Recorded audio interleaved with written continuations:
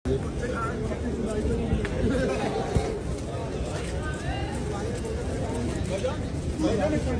आ जाओ please please sir ਨੂੰ ਆਣ ਦਿਓ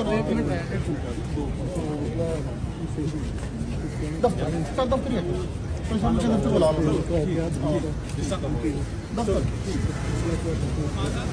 मैं ऊपर ही बिठाना सर इन्होंने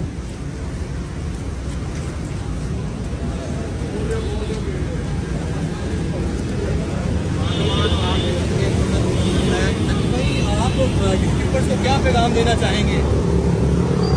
कुछ बात नहीं करेंगे? कौन से माफ़ी मांगी है आपने और आप यूट्यूबर्स को पैगाम देंगे?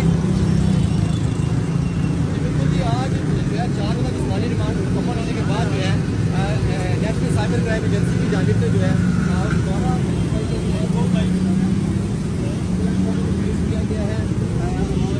सकी भाई कुछ कहेंगे?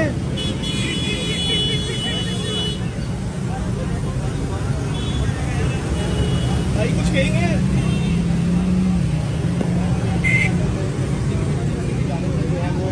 जिला लाहौर की जिला कचहरी में पेश किया गया है और